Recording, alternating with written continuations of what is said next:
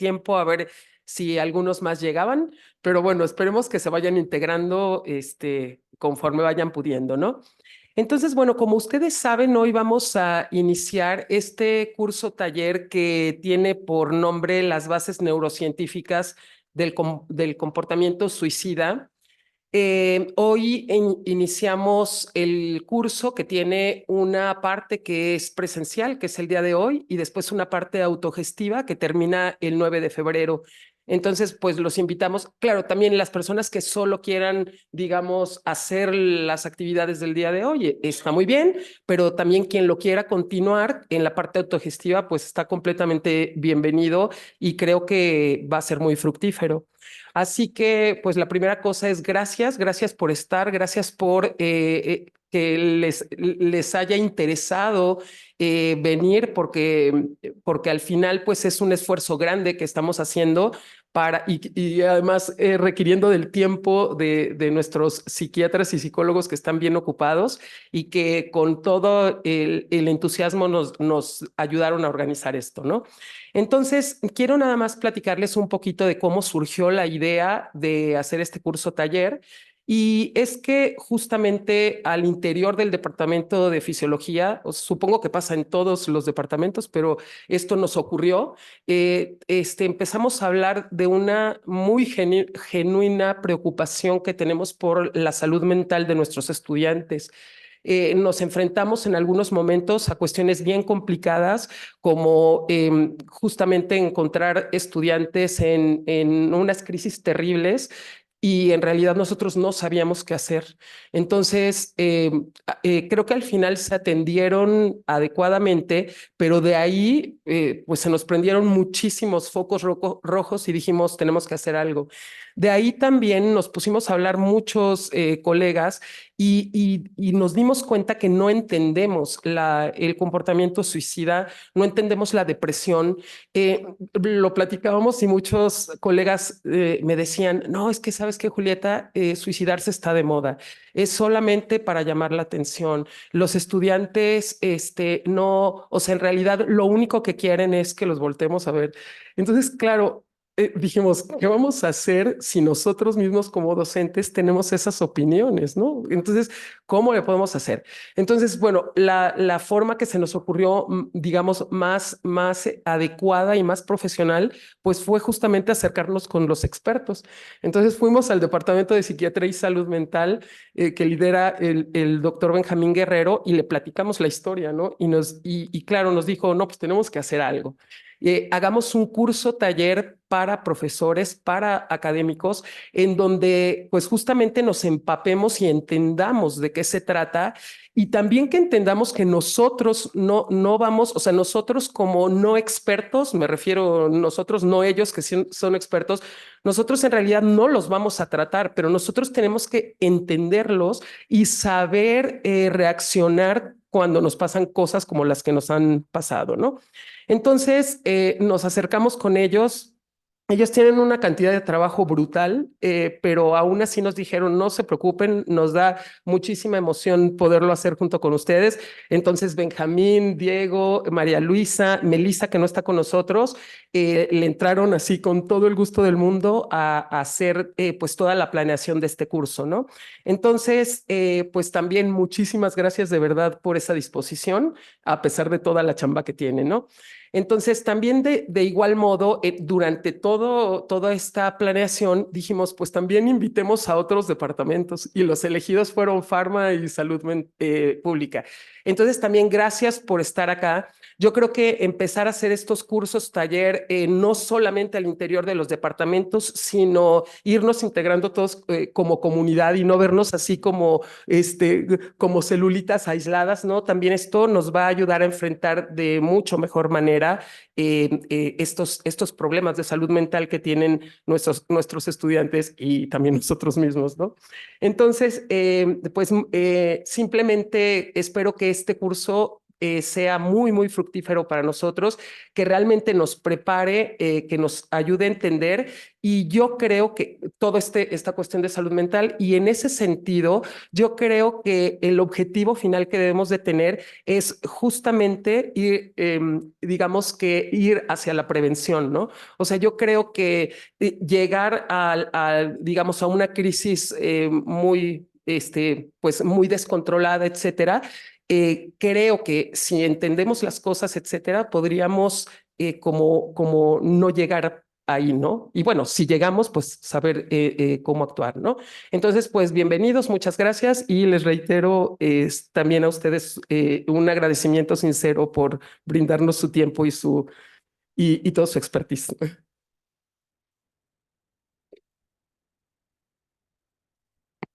Bueno, muy bien.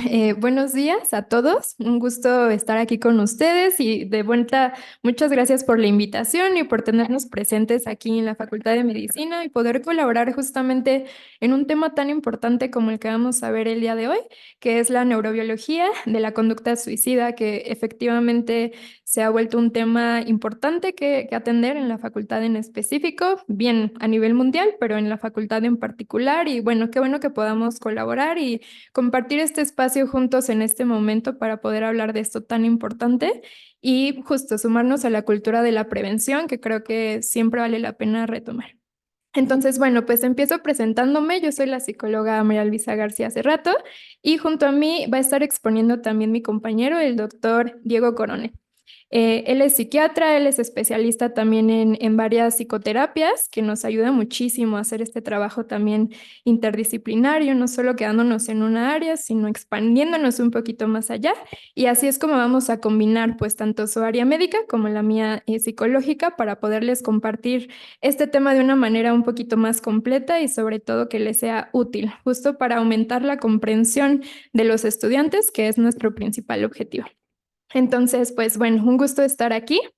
Lo que vamos a empezar haciendo el día de hoy es un breve ejercicio de atención plena. No sé si alguna vez ya hayan practicado, alguien conozca el término incluso. Sí, sí. Ok, sí veo que varias personas ya conocen el término, eso me da mucho gusto.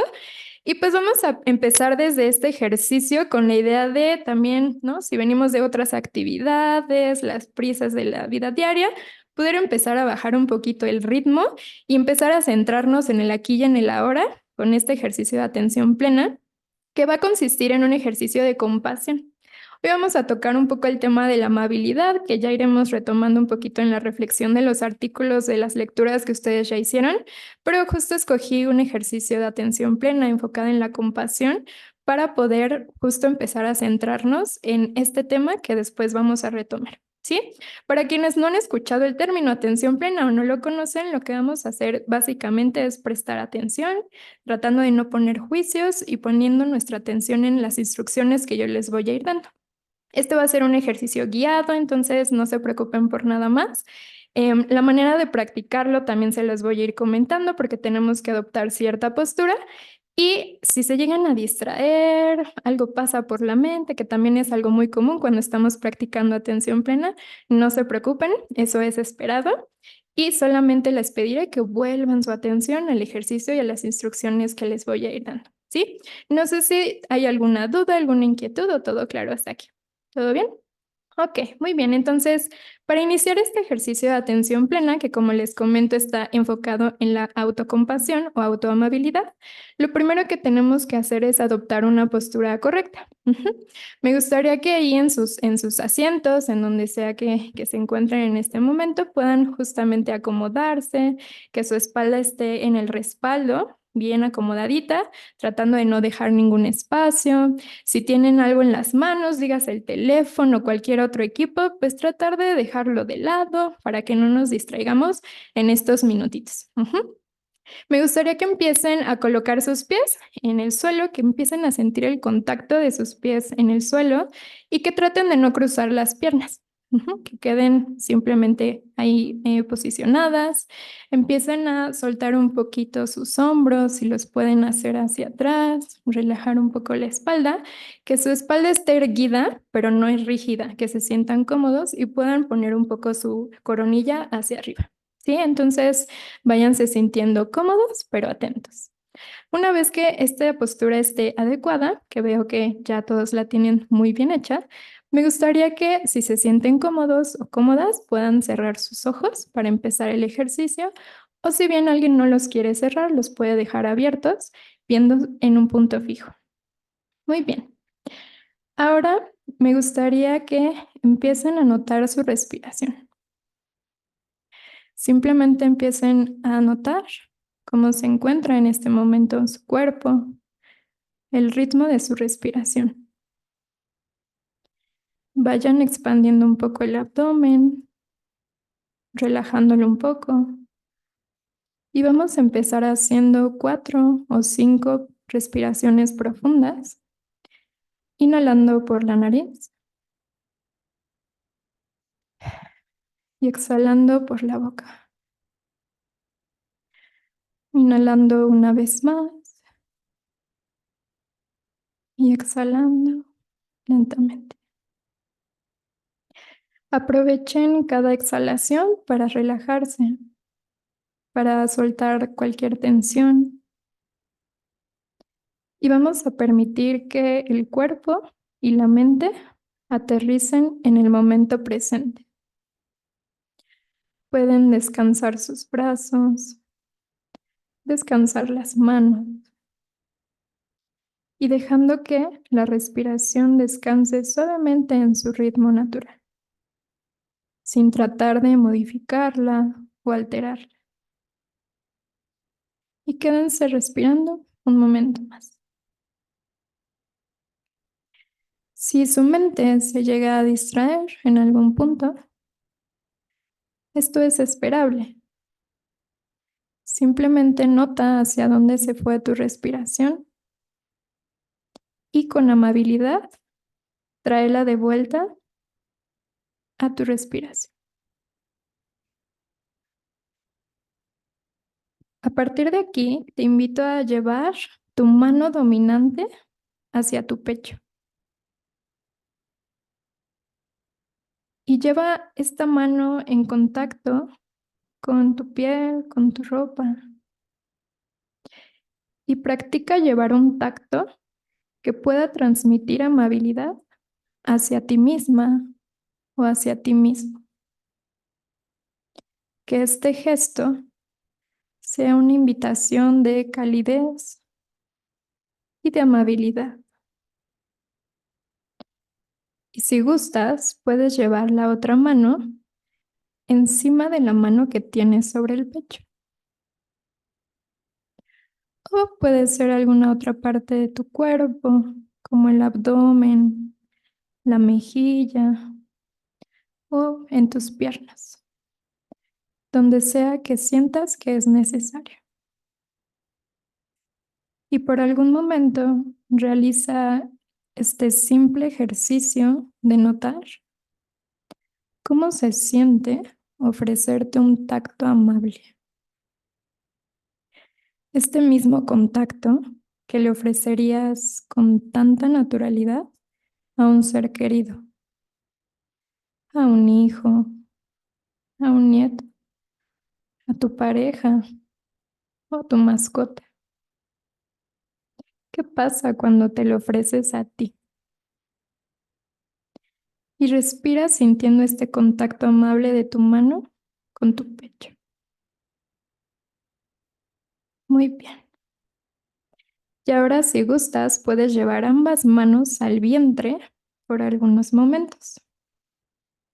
Siente ahora el contacto en esa parte de tu cuerpo, esta contención, este trato amable. Si te das cuenta, esta es una manera muy simple de sentir amabilidad.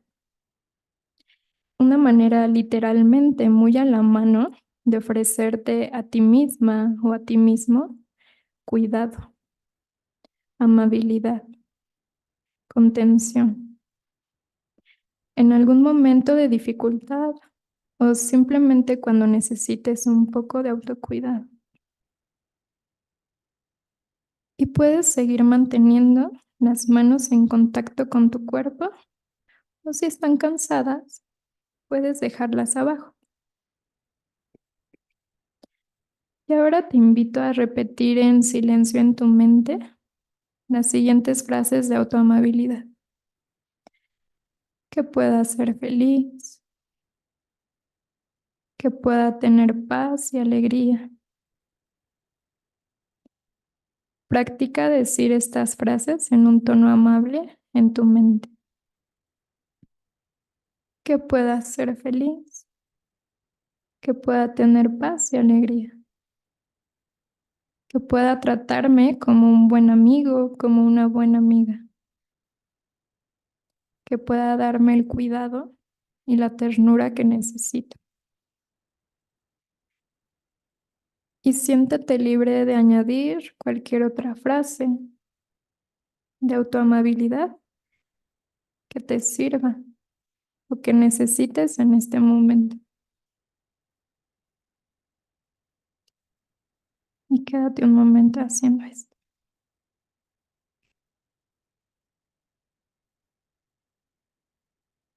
Muy bien. Ahora, poco a poco, ve volviendo tu atención a tu cuerpo. Si tus manos están en tu vientre o en otra parte de tu cuerpo, simplemente puedes posicionarlas en una postura cómoda. Ve regresando tu atención al aquí y a la ahora. Ve soltando todas estas frases y simplemente empieza a notar la temperatura del lugar en el que estamos, los ruidos, el mismo tacto. Si necesitas mover tu cuerpo un momento, puedes hacerlo con libertad. Y poco a poco, cuando te sientas listo o lista, puedes abrir tus ojos y volver aquí a la sesión.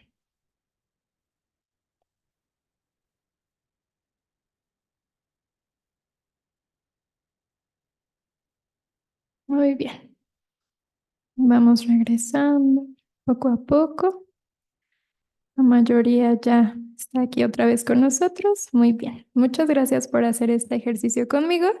Ahora, antes de pasar al tema, me gustaría que si una o dos personas me quisieran compartir cómo fue su experiencia haciendo este ejercicio, qué pudo sentir, notar, nos ayudaría mucho. Pueden alzar su mano o pueden hablar, como ustedes lo prefieran.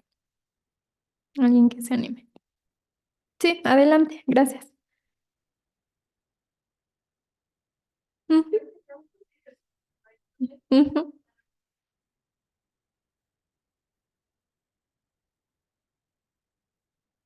ujú,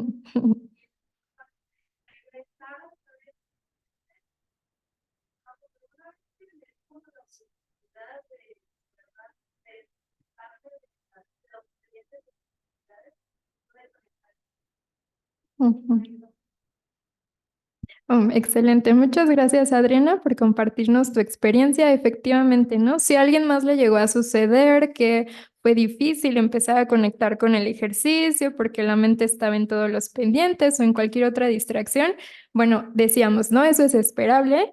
Y justo cuando llegamos a ese punto en el que podemos notar que nos está costando trabajo, pero regresar nuestra atención al aquí y a la hora, ahí estamos haciendo atención plena. Entonces, podemos distraernos mil y un veces, pero siempre volver es justo hacer este ejercicio de tomar conciencia de mi cuerpo, de qué estoy sintiendo. Y muchas gracias por involucrarte así con el ejercicio, Adriana, a pesar de todos los pendientes y lo que nos estás ayudando a gestionar. Muchísimas gracias. ¿Alguien más que quisiera compartirnos su experiencia? ¿Nadie más? ¿No? Bueno, ok, no hay ningún problema. Esperamos que el ejercicio les haya funcionado justo para regresar al aquí y a la hora, podernos conectar poco a poco más con el tema. Y como les mencionaba, este ejercicio lo pueden retomar y hacerlo fácilmente en cualquier momento del día, cuando ustedes quieran o necesiten este momento de atención a su cuerpo y de atención. ¿Sí?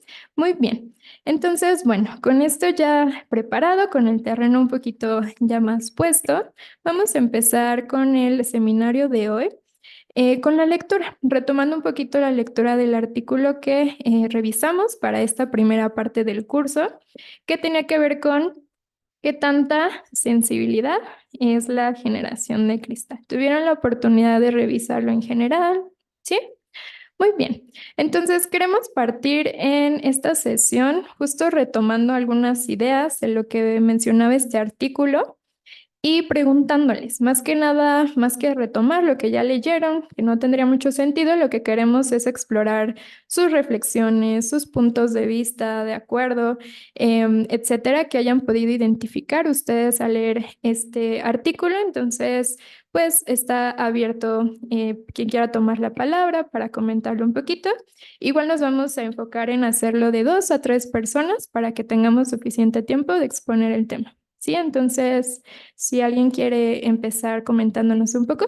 Sí, muchas gracias. Perdón, ¿cuál es tu nombre? Diana. Ok, gracias, Diana.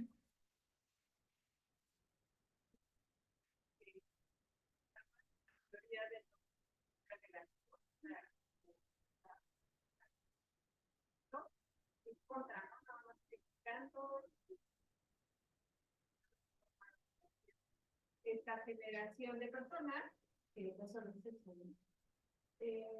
Pero me gustó porque ya analiza por completo y pues acaba diciendo, son características y pues a lo mejor nos parecen o les parecen, nos parecen mal. Sí, son personas más sensibles que se animan a expresar, ¿no? Generaciones atrás en las que todavía estamos, en estas generaciones, pues simplemente se nos reprimía. No es que nos sintiéramos, no es que no creyéramos, pero se nos reprimía. Y pues como en todos lados se nos reprimía, en la casa, en la escuela, en la calle, en todos lados, pues no se enteraba nadie de lo que pensábamos, pero no es que no pensáramos, ni quisiéramos. Entonces, ellos tienen esa venia y bueno, ahí no habla, pero muchos artículos del tema, pues dicen que en realidad es la envidia, ¿no? De los mayores que dicen que son muy chillones de esta generación, pero en realidad es la envidia de que... Y me gustó mucho, acaba exaltando las cosas buenas.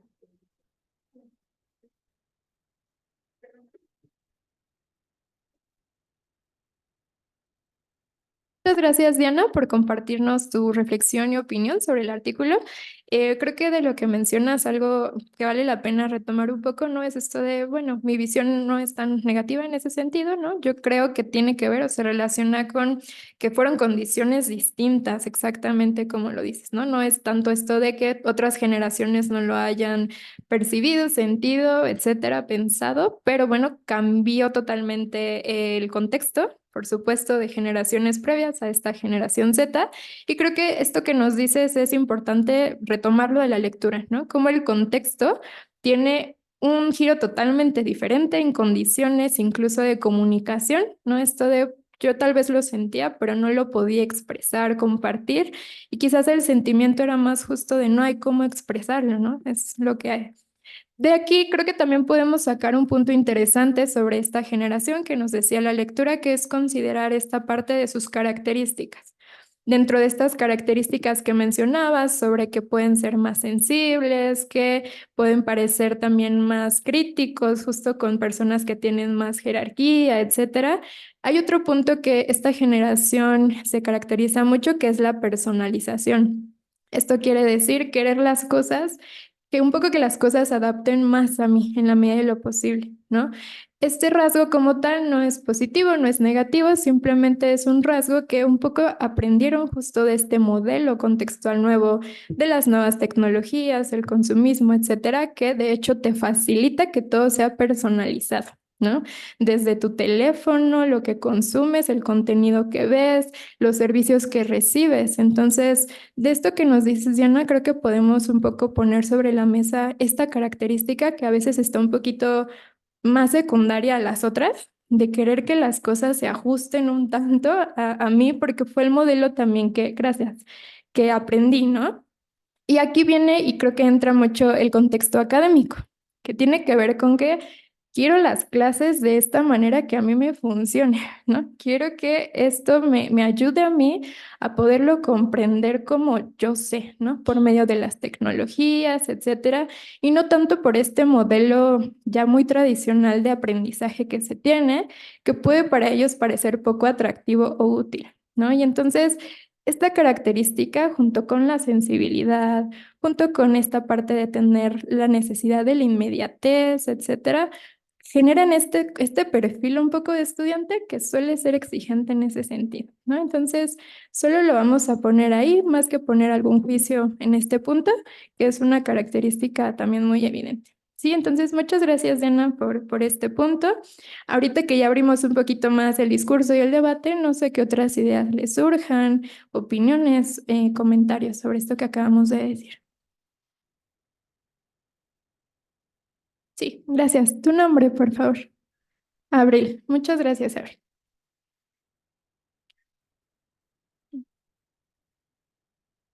La personalización y de la mayor sensibilidad que tienen, creo que es muy necesario conocerlo debido a que, bueno, leyendo el artículo me llamó mucho la atención cuando hablan de estas limitantes que tienen ellos ante, por ejemplo, bueno, yo lo pasé a la docencia, esta sobrecarga de la información.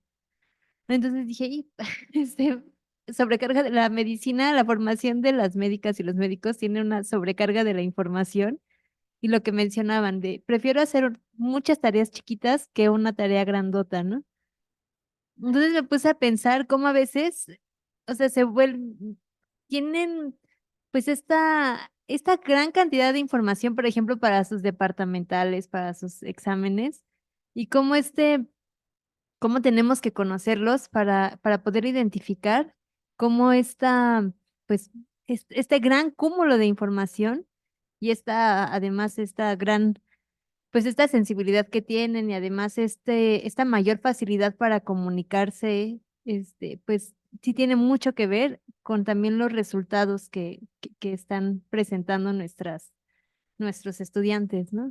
Entonces sí, como que sí, ahí identifiqué mucho al estudiante, ¿no? Muchas gracias, Abril. Sí, en general creo que la sobrecarga, como bien menciona Abril, pues tiene que ver otra vez con este nuevo contexto donde hay acceso a la información 24/7 de manera inmediata, rapidísima y de todas partes, ¿no? Podemos tener la información que queramos a la mano en cualquier momento del día y esto efectivamente para esta generación es algo normal, totalmente en el contexto en el que ellos crecieron y supieron, y entonces también es pues esta costumbre, por así decirlo, de quererlo inmediatamente, pero al mismo tiempo, no sé qué tanto, y ahorita nos podrá decir mejor el doctor, estamos fisiológicamente suficientemente preparados para procesar esa cantidad de información por día, ¿no? Cuando no solo es la información escolar, sino la información de los medios de comunicación, que además bombardean también con muchísimos mensajes sobre la inmediatez que refuerzan esta parte de querer las cosas ahorita e impacientarnos, ¿no? Entonces, sí, esta parte de el abrumo, ¿no? El sentir que es una sobrecarga constante por la cantidad de información, pues es que tiene sentido también con estos limitantes que tenemos en nuestras capacidades. Porque como lo veíamos en el ejercicio de atención plena, podemos prestarle atención a una cosa por momento, ¿no? Y entonces, cuando yo estoy saturado de información académica, de información en redes sociales, etcétera, ¿cómo lo proceso si mi capacidad de atención no está tan fortalecida? Y no está tan fortalecida no porque no se pueda o no lo tengan en sus posibilidades, sino justo por otra vez las costumbres de la generación, estos medios que tienen disponibles, y eso dificulta un poco el poder generar este hábito de la atención focalizada y se vuelve más bien una atención un tanto difusa, que era otra característica que venía en el artículo, ¿no? Tener una atención y una dificultad para la concentración importante. El reto es en los espacios académicos, ¿cómo hago? Justo cómo facilito también ayudarle al alumno a prestar atención en este momento, captarlo, poder retenerlo el momento que sea necesario. en los planes académicos, etcétera, ajustes que se puedan hacer para ayudar un poco esta característica que ellos mismos reportan en que su atención dificulta un poco el trabajo, ¿no? Entonces, creo que ese es otro punto importante. Y bueno, vamos a avanzar un poquito para no quitarle mucho tiempo a la presentación al doctor. Una opinión más y continuamos. Si alguien más gusta o si no, pasamos al tema directamente. Sí, gracias. Tu nombre, perdón. Fabiola, gracias.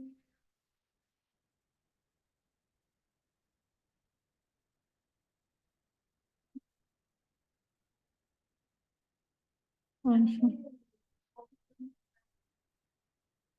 Arturo Pérez Reverte, en donde alguien lo tuteó y se súper ofendió, ¿no? Entonces, creo que de repente tenemos pues este miedo a lo mejor a decir, es que cómo voy a ser tu amigo porque entonces ya estás pasando los límites, pero sí creo que se puede ser amable y sí, pues, no sé, como bajar un poquito a ver de manera igual a los alumnos y aún así no perder eso de poner límites y de que una cosa es que puedo ser amable contigo, pero eso no quiere decir que porque me caes bien, te voy a poner 10, ¿no? O sea, creo que eso es algo que como docentes nos da un poco de miedo, ¿no?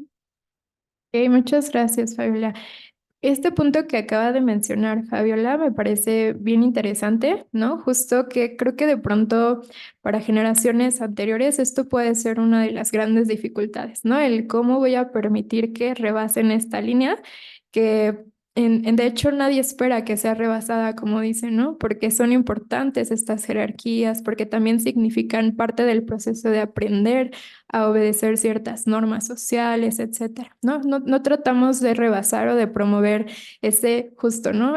Arrebatamiento de los límites. No buscamos tanto eso, sino justo el trato amable. Como lo mencionaba el artículo, esta propuesta de una pedagogía de la amabilidad, que es un término nuevo, ¿no? Que todavía falta explorar y conocer más, pero que propone justamente esta actitud, ¿no? Del docente de poder acercarse a sus alumnos desde este lugar justo de amabilidad, de compasión, de interés por la otra persona y de sus necesidades, sin tener que necesariamente eso significar justo permitir más allá, ¿no? Faltas de respeto, trampas, por ponerlo así, en exámenes, cosas que ya no están dentro de lo adecuado para su propio aprendizaje. Esas cosas no son necesarias, ¿no? Permitirlas, pero sí generar este círculo, este lugar de conexión con el otro donde genuinamente me importa tu aprendizaje y puedo construir desde esta actitud de amabilidad, ¿qué puedo darte?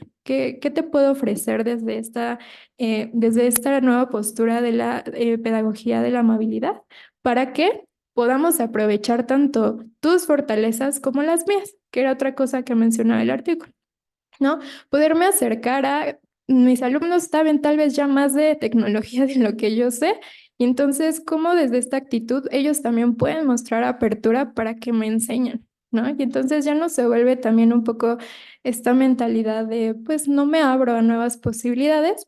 Tampoco es como que me haga a un lado, sino que le retroalimento de lo mismo que yo sé y entonces se vuelve hasta una relación intergeneracional, ¿no?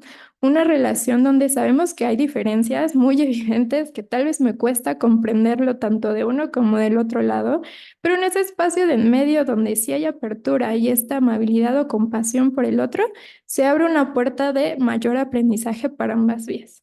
Y así se aprovecha muchísimo más todo esto, ¿no? Entonces, gracias por tocar este punto, creo que era importante poderlo mencionar.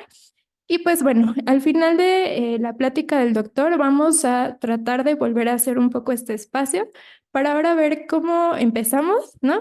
Con qué ideas empezamos a partir del artículo, de lo que sabemos y conocemos y al final hacer una comparación para ver qué nuevas ideas o qué nueva comprensión me llevo de esto. Sí, entonces muchas gracias por participar y los dejo con el doctor. Muchas gracias, Luisa. Bueno, pues me presento, yo soy el doctor Diego Coronel, soy médico psiquiatra, bueno, hice un curso de alta especialidad en medicina del dormir y bueno, actualmente me estoy formando en psicoterapia dialéctico-conductual, que es una psicoterapia enfocada en personas que presentan desregulación emocional y crisis emocionales o conductas suicidas, ¿no? Entonces, Bueno, pues he adquirido un poquito más de experiencia en la evaluación y en el manejo de personas o consultantes que acuden con riesgo suicida. Y bueno, pues creo que esto que comentas, Luisa, me parece muy relevante en el sentido de que estamos frente a una generación donde las respuestas emocionales pues, son más intensas y donde también los cambios de una emoción a otra se vuelven más rápidos o volátiles, ¿no? Es un poco parecido cuando nosotros estamos de repente scrolleando, ¿no? En redes sociales y entonces estamos de arriba para abajo viendo otra y otra notificación. A veces me ayuda a entender un poco cómo es que las emociones de nuestros estudiantes pueden llegar a ser parecidas a esto, ¿no? Y de nuestra parte, también como docentes, me parece muy relevante entender nuestras respuestas emocionales o observar, empezar por observar desde esta perspectiva de mente presente, qué es lo que sucede con nosotros cuando empezamos a ver que la mitad de la clase ya está en el celular, ¿no? Mientras la otra mitad está tratando de mantenerse despierta y dos o tres están hasta adelante fingiendo que prestan atención, ¿no? Mientras ya pasaron 30, 40 minutos de clase y yo me he dado cuenta y he podido aprender a lo largo de mi corta experiencia que a veces el poder mirar desde esta perspectiva intermedia, que es válido por una parte que ellos se distraigan con mayor facilidad, pues también es válido mi malestar y mi enojo, ¿no? Cuando llego a tener estos momentos en los que la frustración se enciende y digo, bueno, estuve preparando mi clase, parece que el tema para mí es muy interesante y para el otro, ¿por qué no? ¿Por qué no lo estoy atrayendo hacia este conocimiento que para mí es muy importante y que le va a parecer, pues que le va a ser importante para él, ¿no? Para su crecimiento profesional. Entonces, el hablar del suicidio es un tema interesante y que también genera varias emociones. Cada uno de nosotros tiene creencias, ajá, y tiene contextualizada la conducta suicida desde un marco personal y poderlo trasladar a un terreno biológico puede llegar a ser un tanto confuso. Pero yo quisiera abrir esta sesión, ajá, y continuar con esta sesión preguntando acerca, ajá, de sus creencias y valores personales con respecto, ajá, a el hecho de que una persona, por ejemplo, ya sea estudiante, ya sea una persona que, por ejemplo, está en el metro y de repente arremete contra su vida y se arroja, ¿no? Tras las vías o de una persona que se lanza desde el 20º piso de su casa. Ajá. ¿Cuáles son sus creencias y cuáles son sus valores respecto a la persona que comete una muerte derivada de una conducta suicida? Entonces, me gustaría escuchar sus puntos de vista. Sí, adelante aquí, recuérdeme su nombre o si nos puede regalar su nombre. Luz. Ah, perfecto, Luz. Ajá. Ya le van a pasar el micrófono. Gracias.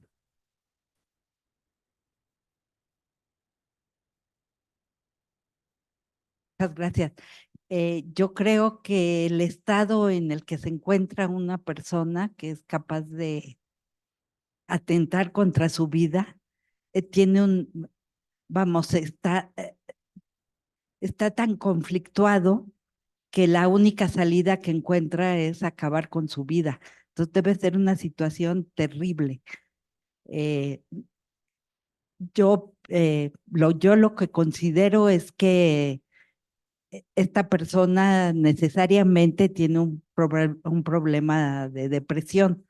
Eso es lo que yo pienso. No creo que sea una situación tal que te, vamos, que provoque que tú te suicides. Yo creo que tiene que ser una situación de largo plazo y tan terrible que su situación, su solución es quitarse la vida.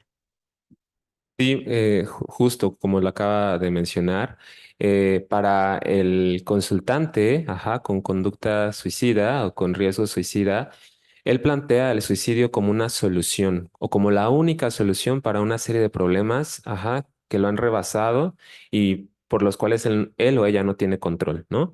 Y es muy interesante cómo por parte del terapeuta, por parte del especialista, es un problema que hay que resolver. Entonces, están presentes dos opuestos, ajá, y algo que nos ayuda a integrar la evaluación de la conducta suicida es poder llevar esto a un punto medio, ajá, en donde ambas hipótesis pueden coexistir y lograr una síntesis o una resolución con respecto a esto. No todas las personas que presentan un intento de suicidio o muertes relacionadas a suicidio padecen depresión, ¿no? Que es una de los mitos que están presentes en el suicidio, pero sí un porcentaje significativo de personas, ajá, con suicidio, muerte relacionada con suicidio, llegaron a presentar en algún momento sintomatología afectiva que no fue atendida o que no fue bien atendida, ¿no? Entonces, es importante. Ajá, sí, adelante. Hablando como del marco conceptual, ¿no? De valores y todo esto, pues para mí, pues el valor más importante, ¿no? Y como médicos, pues es el valor de la persona humana, ¿no? De la vida humana en esta plenitud, ¿no? Entonces, pues sí, es algo evidentemente chocante, ¿no? Como pues estar trabajando, ¿no? Por favorecer la calidad de vida de las personas y de repente ver que hay este tipo de autoagresión por una parte, ¿no? Por otra parte, pues está esto mismo que se menciona, ¿no? De la cantidad de información que podemos encontrar en cuestión de segundos y que podemos encontrar de una postura o de la diametralmente opuesta, ¿no? Entonces, de repente, ante toda esta cantidad de información bombardeada que no se puede procesar, pues a veces falta una brújula, algo que le dé sentido. Para mí, ¿no? Una de estas brújulas es este valor de la persona humana como un valor eh, primordial, pero cuando hay una conducta suicida, muchas veces puede haber una pérdida de este sentido de vida, ¿no? Y esta frustración en cuanto a ya no quiero seguir viviendo de esta manera, ¿no? Que a veces no se ve ninguna otra opción, y entonces la opción es como si tengo que vivir de esa manera que yo no quiero, pues la única opción es morir, ¿no? Gracias. Sí, claro, como lo menciona, nosotros que venimos de esta escuela, ajá, de esta escuela como formación como médicos, ajá, en donde para nosotros lo más importante y desde que lo que nos enseñan desde el primer día es, tú tienes que aprender a preservar la vida.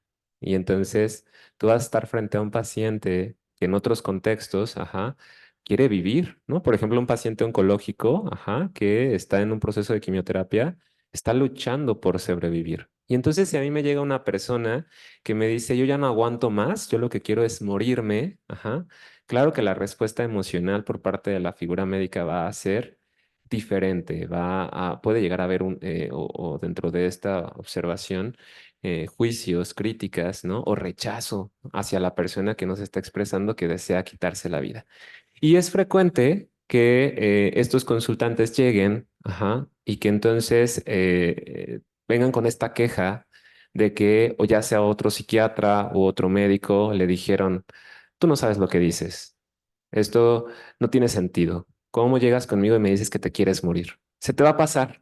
Es algo eventual y no andes pensando en esas cosas. Entonces está presente algo por parte de las figuras médicas frecuentemente, que es algo que llamamos nosotros desde la psicoterapia en la cual bueno, yo me estoy formando, invalidación.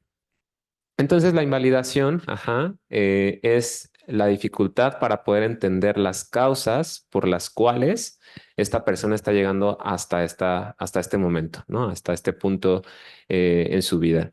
Y va a ser muy importante ahorita que veamos la neurobiología del suicidio, que se abran a la oportunidad de validar, ajá, que no lo podemos saber todo, ajá, pero que hay algunas cosas que ya han estado sustentadas en evidencia y que promueven de alguna forma el entendimiento de la conducta suicida como algo que se puede evaluar y tratar, ¿no? Entonces estamos frente a una persona que está presentando un problema, ajá, que requiere una evaluación y un tratamiento. Eso sí, a nosotros nos lo enseñaron. Ajá. Entonces, si nos lo enseñaron, lo podemos tratar. Ajá. A veces también es importante bajarnos, ajá, de este narcisismo que a veces es muy necesario. Ajá. Si a nosotros nos dicen es que tú tienes que salvar vidas, entonces algo que nos ayuda a entender que podemos hacerlo es creérmelo. Ajá. Pero el renunciar, ¿no?, a esta creencia nos permite entender que la persona finalmente preserva esta autonomía, ajá, y depositamos confianza en el otro para así enseñarle a que fomente esperanza. Ajá. Entonces, vamos a verlo también y lo van a ver ustedes en su taller, en el taller que tomen en modalidad online, que uno de los factores de riesgo relacionado al suicidio es la desesperanza. Entonces, yo tengo que trabajar con esa persona, ¿no? Bueno, en mi campo clínico, para que salga de la consulta con un poquito de esperanza. Si logré que esa desesperanza se transformara y lograra tener un poco más de sentido o más razones para vivir, entonces el riesgo suicida disminuye. ¿Alguien tiene alguna otra creencia o algún otro valor? Ujú. Soy Rogelio. Yo creo que uno de los problemas que se enfrenta el médico general, el profesor de cualquier materia, es el identificar qué persona, aparte de la depresión, tiene otra condición de intento de suicidio. Entonces, ahí viene, más que la evaluación, es el diagnóstico. Nosotros no vamos a poder diagnosticar, siendo profesores, el estado de ese paciente o de esa persona o de ese alumno, pues. ¿Y cómo debemos de verlo? Desde que se tiene o debe de haber cierto respeto por la cuestión del intento de suicidio hasta, por ejemplo, un cuadro esquizofrénico maníaco depresivo, de que esté en depresión, o un cuadro donde esté medicándose y esto le esté causando una depresión. O sea, la diversidad de las condiciones que se presenten son muy amplias y a lo mejor algunas ni siquiera tenemos eh, cierta orientación para poder decir por aquí viene el problema. Lo que sí es importante, y yo creo que a nuestro nivel de licenciatura, pues, de los alumnos, es identificar ciertas características como para decir requiere de una evaluación psicológica, psiquiátrica, etcétera, lo que sea, que nosotros no vamos a tener un diagnóstico. Podemos sospechar, pero no podemos intervenir ni en el tratamiento ni en el manejo psicoterapéutico. Pero sí es importante una evaluación psicológica o psiquiatra de este grupo de pacientes. Yo les comentaba alguna vez que cuando hace años era raro ver un alumno medicado por depresión, por ejemplo. Ahorita ya no es tan raro. De 20 que tenemos, 3, 4, 5 ya están medicados. ¿Por qué? Si como profesor dice, no, pues es que no debe de angustiarse porque como por un problema de que lo reprobaron, intente suicidarse. Pero no debemos de verlo así. Debemos de tener la capacidad y la sensibilidad como para detectar esa situación y mandarlo a una evaluación o que lo diagnostique alguien, pues, ¿no? Eso es lo que yo creo que debemos ser parte de de nuestros objetivos dentro de este taller, pues, ¿no? Claro, sí, creo que algo que se construye y que se está construyendo en este taller, como usted lo menciona muy bien, es esta sensibilidad y este acercamiento. Ajá. Híjole, a mí me llevó 4 años el poder hacer un diagnóstico de psiquiatría y todavía a veces se me pasa. Ajá. El poder decir, ¿tendrá o no tendrá esto que estoy pensando que tiene? Sobre todo porque la psiquiatría y la salud mental son bastante abstractos. Comparado con materias como fisiología, ¿no? Donde tenemos el tejido, vemos la neurona, o farma, y sabemos que el medicamento tiene un tiempo de vida media y va a tener un mecanismo de acción específico.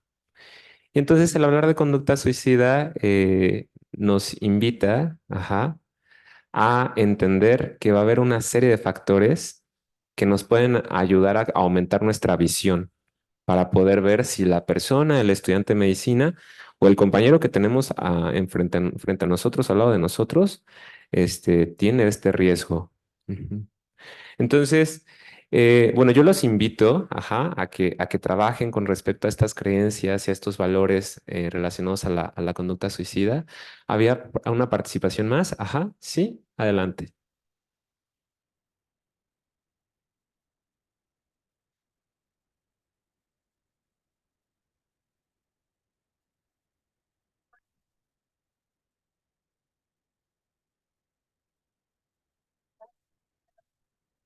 Las rechazamos desde niños, ¿no? No puedes llorar, no puedes hacer ciertas conductas porque eso no es aceptable, ¿no? Entonces, pues esto también va creando desesperanza en los individuos que vivimos en esta sociedad tan reprimida, como decía la doctora que estaba allá abajo, Diana, y creo que una de las cosas que son importantes y que creo que nos tiene aquí es que la persona suicida pierde las redes sociales. O sea, no me refiero a esto, me refiero a los lazos en donde ella se puede sostener. Ya lo perdió, ya no hay, o sea, no ve solución y no ve algo de dónde agarrarse, ¿no? Es una situación bien compleja y que creo que las personas que estamos aquí y otras personas que están interesadas en esta situación de conducta suicida en estudiantes de la Facultad de Medicina, se podríamos generar una red. No somos especialistas para diagnosticar, pero sí podríamos empezar a entender un poquito sobre estos mecanismos para en un momento dado poder enlazarnos como red hacia una persona que tiene un momento de shock emocional de este nivel, ¿no? Gracias. Sí, claro, como usted lo comenta y lo van a ver afortunadamente en el taller con mayor profundidad. Hay varios modelos que pueden explicar la conducta suicida y uno de estos modelos es el de la disonancia cognitiva. Y dentro de este modelo, en este modelo de la disonancia cognitiva, la persona tiene estas creencias distorsionadas en donde ha perdido el sentido de sí mismo, del futuro, ajá, y también la capacidad, ha perdido la capacidad para poderse percibir él como una persona o como un ente que puede resolver el problema que tiene enfrente. Y sí, uno de los factores de riesgo social es la pobre red de apoyo, ajá, o la pérdida de la red de apoyo, particularmente, y ustedes lo van a ver también en el taller, pero me adelanto, hablando en cuestión de género, ajá, los hombres de mediana edad y adultos mayores tienen una incidencia más alta de suicidio consumado en relación a que son personas que cuentan con menos redes de apoyo. Entonces, no sabemos qué está pasando, ajá, pero incluso a nivel clínico, la depresión en hombres y en mujeres puede ser diferente. Ajá, o sea, el cuadro clínico puede ser diferente. Y entonces algo sucede en nuestro contexto, ajá, que hace que en mayor frecuencia los hombres se aíslen, ajá, y presenten mayor riesgo. Entonces, el poder promover redes de apoyo, ¿no? Entre hombres y mujeres, ¿no? O en conjunto, y también miembros de la diversidad, pues es un factor protector contra la conducta suicida. Entonces, vamos a avanzar. Ajá. Vamos a ver. Bueno, aquí les puse, ajá, en esta presentación, primero algunas estructuras cerebrales que están involucradas en la conducta suicida. Ajá. Vamos a verlo primero desde esta parte neuroanatómica. Ajá. Discúlpenme que la diapositiva esté tan chiquita, pero les voy a ir contando. Ajá. Ha habido bastantes estudios, ajá, los principales estudios que evalúan suicidio, que estudian suicidio desde un componente neurobiológico, se centran en personas post-mortem, ¿no? Que llegaron a tener muerte relacionada con suicidio y entonces estudian las diferencias en los tejidos cerebrales entre aquellas personas vivas, ¿no? Sanas o controles, comparado con personas que perdieron la vida por suicidio. También otro de los estudios o estudios que también se han hecho son personas que presentan intentos de suicidio comparado con personas que padecen depresión, por ejemplo, pero que no intentaron suicidarse. Aquí es muy importante y se los voy a dejar también como parte de la revisión que ustedes van a hacer, poder diferenciar entre intento de suicidio, ajá, gesto suicida, conducta parasuicida, ajá, y conducta autolesiva no relacionada al suicidio.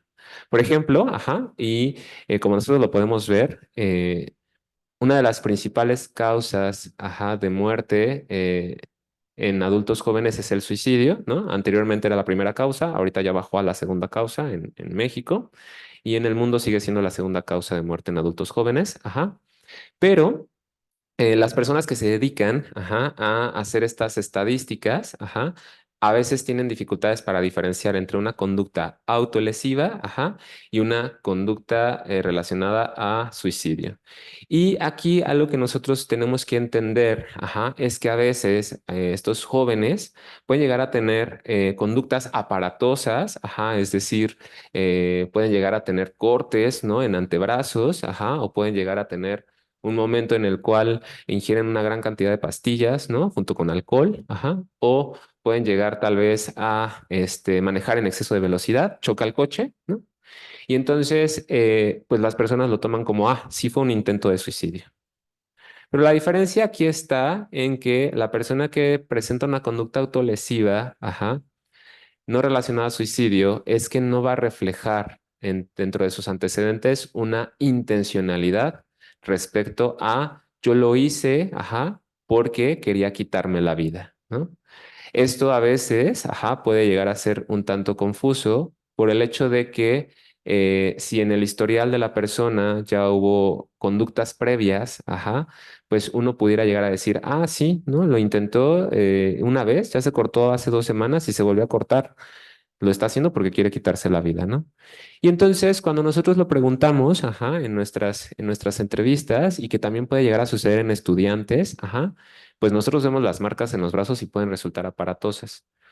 Pero ya cuando nosotros lo preguntamos con mayor profundidad, nos damos cuenta que una de las formas en las cuales la persona puede llegar a utilizar estas conductas es para poder tener una opción que le permita regular sus emociones.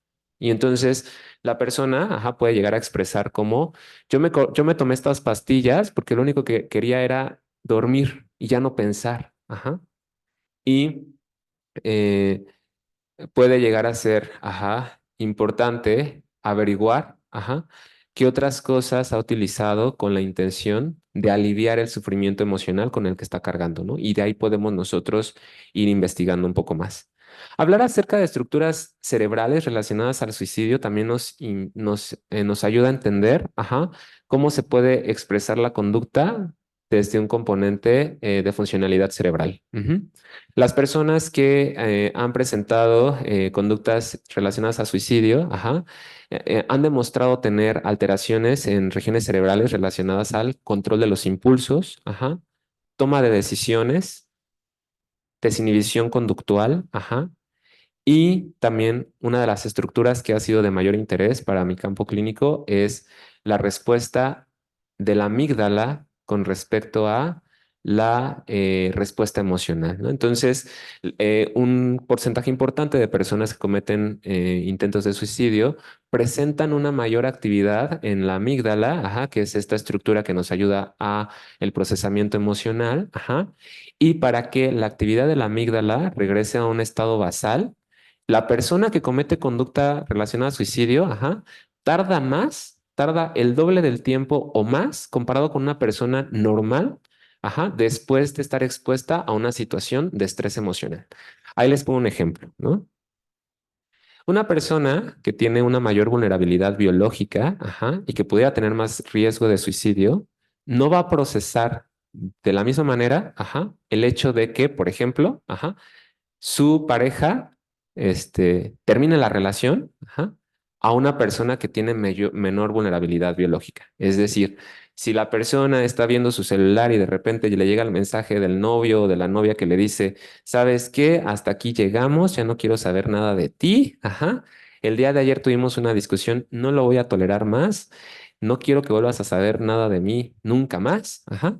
Y entonces, estudiante de medicina de primer año, ¿no? Que está leyendo el mensaje del celular a mitad de la clase de, de farmacología, ¿no? O de fisiología, ¿no?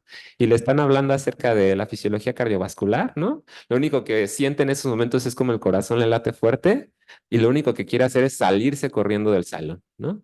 Y otra persona, por ejemplo, que no tiene estas alteraciones en el funcionamiento cerebral, o que la actividad de la amígdala, ajá, no es tan alta o no es tan reactiva, lee el mensaje, ¿no? sigue escuchando lo que dice el profesor o la profesora y dice, ahorita que acabe la clase, ¿no? Voy a tomar un respiro y le voy a contestar, ¿no? Entiendo que en estos momentos ya no quiera seguir conmigo, lo lamento mucho, ajá, seguiré con mi vida. Entonces, pues claro que la respuesta emocional de cada uno de ellos es completamente diferente, ¿no? Una persona se salió corriendo a mitad del salón, media clase se queda así como, ¿qué pasó aquí? ¿Por qué se salió así? ¿No? Quería ir al baño, algo pasó, ajá, y la otra persona respondió de forma diferente. Entonces, estas estructuras cerebrales, ¿no? Principalmente relacionadas a procesamiento emocional, ajá, y estas estructuras cerebrales relacionadas a la capacidad de poder controlar la conducta, principalmente corteza prefrontal y corteza prefrontal dorsolateral, ajá, son las que pueden modular en algún momento la respuesta emocional, la carga que le voy a poner a nivel conductual y el tiempo que voy a tardar en regresar a un estado basal, ¿no? Entonces, individuos con conducta suicida ya tienen una vulnerabilidad biológica, estudiada. Ujú. Entonces, nosotros hemos hecho algunos estudios con imagen funcional. Ajá. Estos dos estudios se hicieron con pacientes que presentan trastorno depresivo mayor y que cumplían con intentos de suicidio, ajá, junto con otros que tenían alto comportamiento suicida e individuos deprimidos sin riesgo suicida. Ujú. Nosotros podemos llegar a tener sintomatología depresiva y uno de los criterios de gravedad de la depresión es la ideación suicida.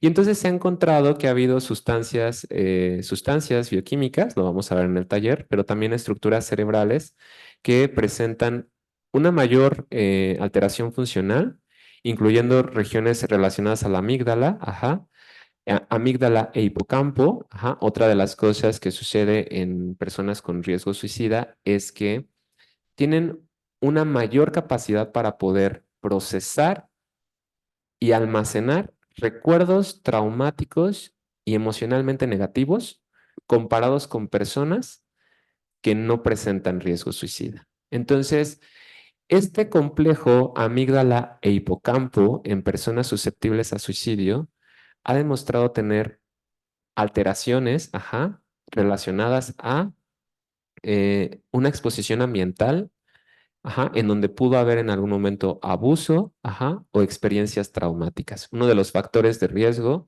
de suicidio es el antecedente de experiencias traumáticas y nosotros hemos visto en personas que padecen trastorno de estrés postraumático, ajá, que hay una atrofia hipocampal, ajá, el tamaño del hipocampo se reduce por la exposición crónica al cortisol, ajá, y estas personas tienen más dificultades para poder recordar experiencias con componentes emocionales positivos y tienen una mayor capacidad para recordar aquellos aspectos negativos, ¿no? Entonces, si mi novia o mi novio me cortó a mitad de la clase de fisiología, ¿no? Y estábamos viendo el módulo de cardio, ni crean, si tiene estos antecedentes de experiencias traumáticas, que esta persona va a poder recordar con agrado, ajá, lo que aprendió en la clase de fisio. Entonces, eso es interesante, ajá, porque algo que hemos visto que en estudiantes universitarios altera el aprendizaje, ajá, es que tengan experiencias traumáticas distales o que estén pasando por un ambiente desfavorable, ¿no? Durante el momento en el que están aprendiendo. Y entonces, ajá, bueno, esto seguramente va a ser más interesante para ustedes, ajá. También hay un desbalance bioquímico en personas con antecedente de riesgo suicida o intentos de suicidio.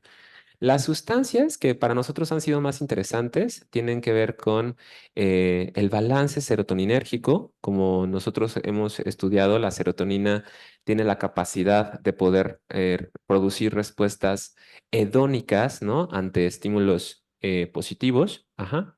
Y se ha visto que hay una reducción general de la transmisión serotoninérgica en regiones corticales y subcorticales de sujetos que padecen trastorno depresivo mayor y conducta suicida. Entonces, estas personas tienen más dificultad para poder conectar regiones de la corteza que van a tener una respuesta asociada al placer.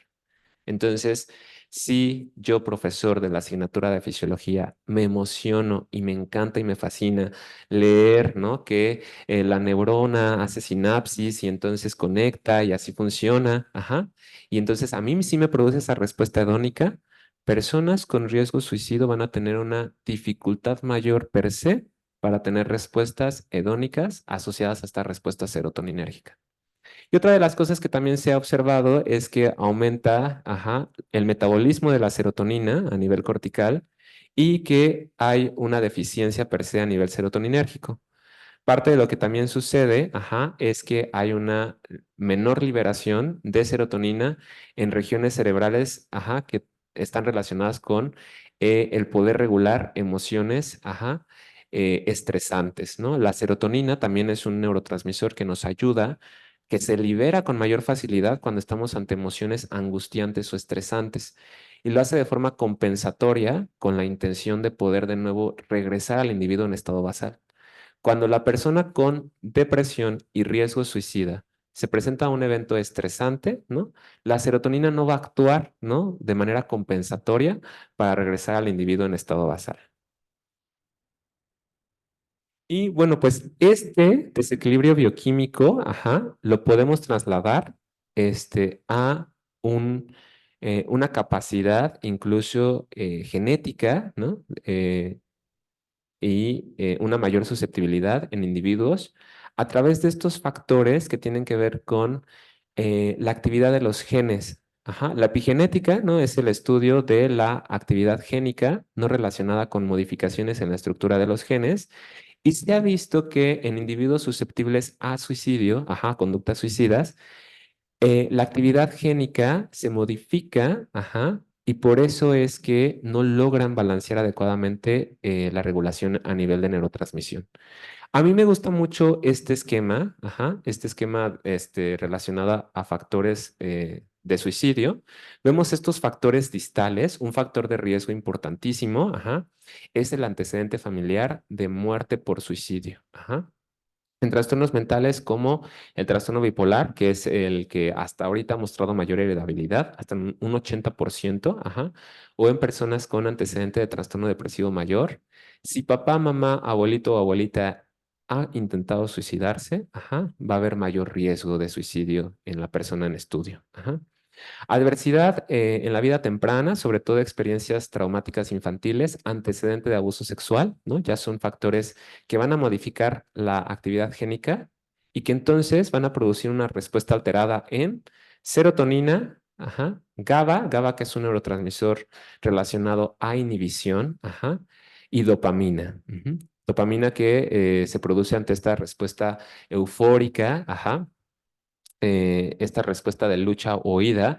Hay un artículo muy interesante sobre personas con trastorno límite de personalidad y conducta suicida que se llama Fast and Furious y que nos dice, ajá, desde este concepto evolutivo, que estas personas tenían ya una mayor susceptibilidad biológica y genética porque a nivel de ramas familiares, ¿no? Cuando había un estímulo estresante, ellos tenían una actividad dopaminérgica alterada y ellos decían, o lucho, ajá, o me rindo ante la situación estresante, ¿no? Entonces, eso ha sido muy interesante en mi campo de estudio porque nos permite entender por qué a veces estas personas con conductas suicidas tienen intentos de suicidio con un alto componente impulsivo, ¿no?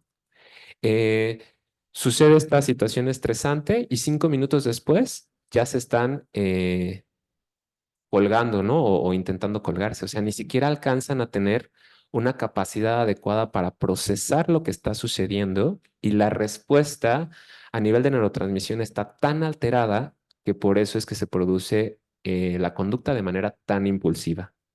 Podemos también ver alteraciones a nivel del eje hipotálamo hipófisis adrenal y a nivel de neurotrofinas como el BDNF. El BDNF, que es el factor neurotrófico asociado a actividad neuronal, ajá, y que tiene que ver también con actividad en la microglía y en el desecho celular neuronal, es un factor que ha sido bastante estudiado ya recientemente, ajá, en psiquiatría molecular y que nos dice que incluso el hecho de que mujeres embarazadas, ajá, que presenten sintomatología afectiva, ya sea depresión, ajá, o alteraciones hormonales donde haya una alta expresión de cortisol, el BDNF va a tener una mayor alteración, funcional, que va a transmitirse al producto y entonces esta transmisión alterada del BDNF ha mostrado, que a lo largo del seguimiento de estos individuos produce alteraciones en la arquitectura y función del cerebro y va a llevar a estos individuos a una mayor susceptibilidad biológica para trastornos mentales, ¿no? Incluyendo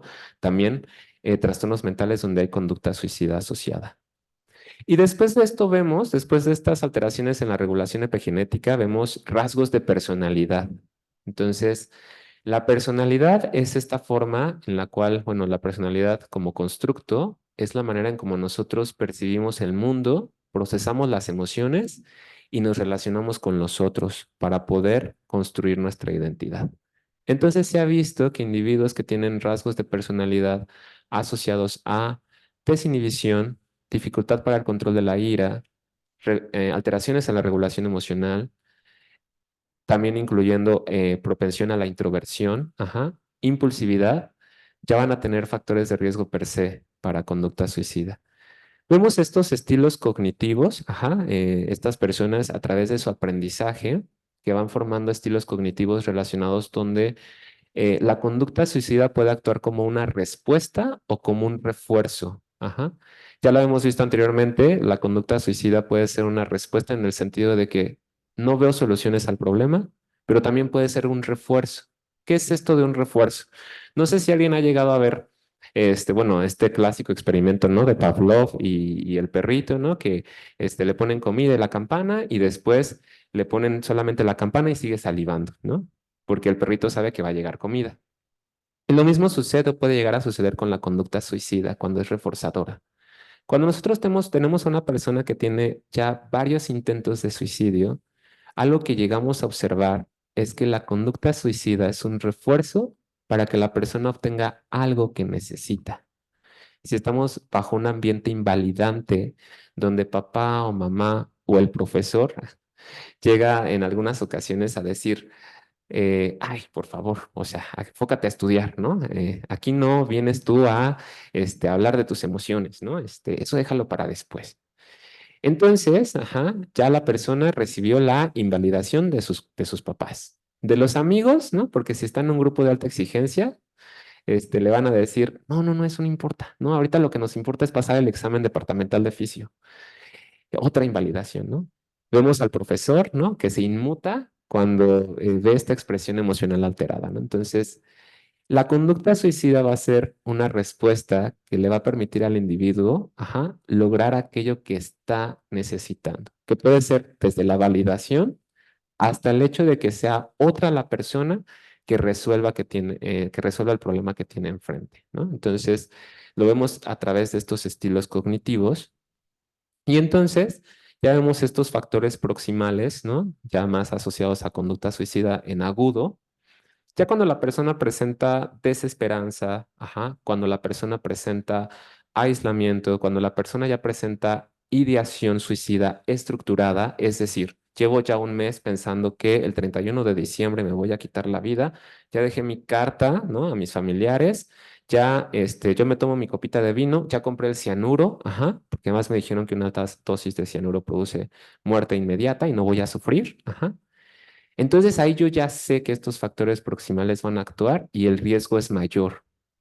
Y finalmente, algo que le puede poner la cerecita al pastel es que el 31 de diciembre me llame la persona con la que había cortado, ¿no? Con la que me había terminado y que aparte me diga, fuiste lo peor que me ocurrió en la vida, ¿no?